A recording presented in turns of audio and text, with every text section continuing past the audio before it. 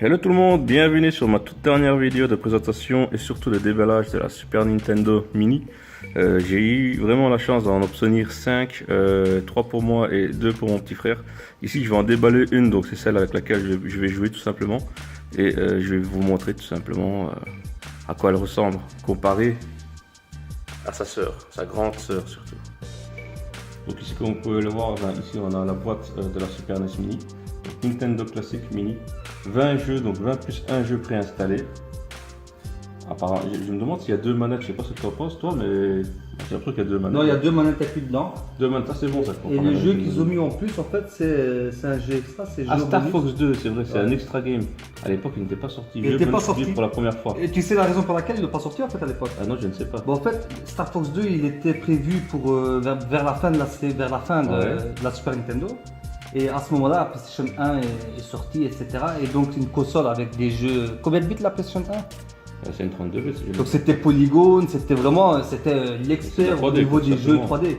Et donc vu que Super Nintendo n'a pas voulu se faire devancer sur la concurrence concernant les jeux polygones, il a préféré garder son identité sur des jeux tels que Yoshi Island qui est actuellement à l'écran. Tu regardes. Justement, c'est grâce à ce jeu-là que la Super Nintendo a fait une des meilleures fins de vie de la console. Et c'est pour ça qu'ils ont décidé tout simplement de ne pas le sortir. Alors qu'il était quasi terminé. Hein. Ah ben c'est pas plus mal, comme ça on va pouvoir le tester directement en live. Ici, comme vous pouvez voir, on voit des jaquettes des 20 jeux. Donc ça passe de Super Mario World en passant par Zelda, Secret of Mana, F-Zero, Castlevania 3, Super Mario Kart, que vraiment, Final Fantasy 3 également. Il y a vraiment que des hits de la console, des jeux qui aujourd'hui, si on voudrait les acheter, coûteraient la peau des fesses. Ouais, hein. Après, par en exemple, émulation, simplement le Zelda en boîte, combien il coûte? 100 €. Ah mais il coûte une centaine d'euros bien En loose, pas moins de 45 €. Le Ghost and Ghost, c'est la même chose. Secret of Mana, c'est plus de 100 €. Et ça sans même parler de Castlevania 3. Ouais, exactement. Donc les jeux ici, très bons jeux. Si vous voulez l'avoir en mode rétro avec la console physique que nous avons ici, franchement, il faudrait peut-être débourser, sans dire de bêtises, peut-être 1000 €. Plus une console en boîte.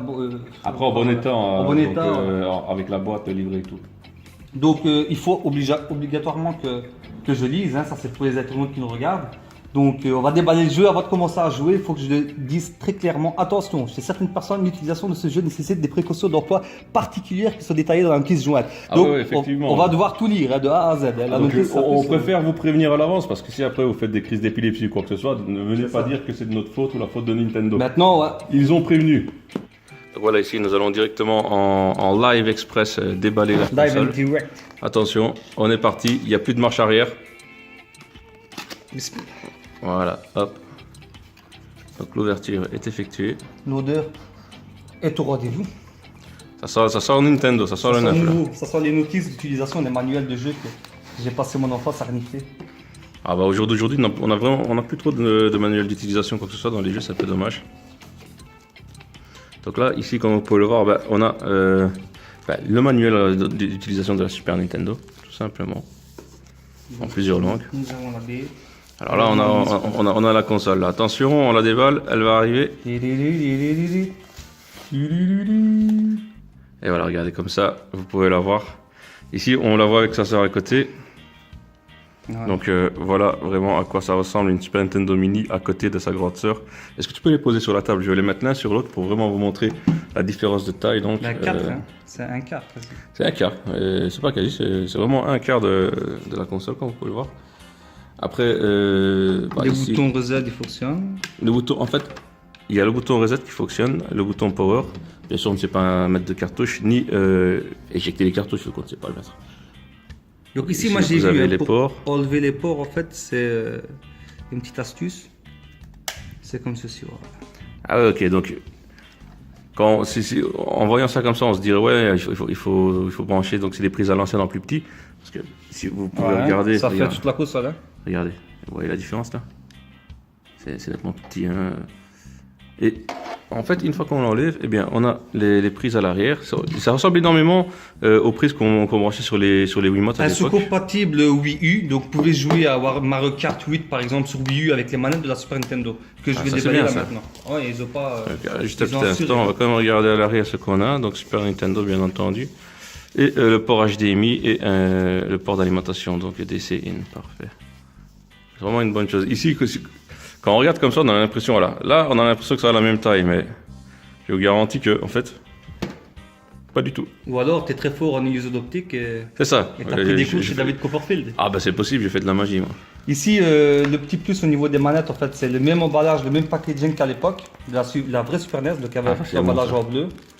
Avec la petite... Et alors, moi, j'aurais une question quand même. Est-ce que, selon toi, les câbles sont aussi courts que ceux de la Super NES, excuse-moi, de la NES Mini? Parce que je sais que les câbles de la NES Mini étaient vraiment très fins, très courts. Elles faisaient 1 mètre, quelque chose comme ça. Elle était extrêmement courte et donc suite aux plaintes en fait des gamers, hein, donc Super Nintendo a relevé le tir. Et il nous a donné, il faudrait que je regarde la distance des câbles, mais elles sont taille des relativement câbles. plus longues. Là, ici, j'ai l'impression, On va comparer avec à première vue, j'ai l'impression qu'elles font environ 2 mètres. Est-ce On que va tu peux la m'amener comparer. une autre manette de là? Merci.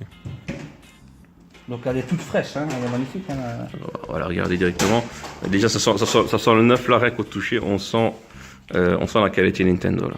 C'est pas mal. Donc ça. on peut comparer une ancienne Donc là, et la nouvelle. Là, on peut voir l'ancienne et la nouvelle. Attendez, je vais mettre l'un à côté de l'autre. Non, je pense que c'est pas la même chose. Donc, comme vous pouvez le voir, elles sont exactement identiques.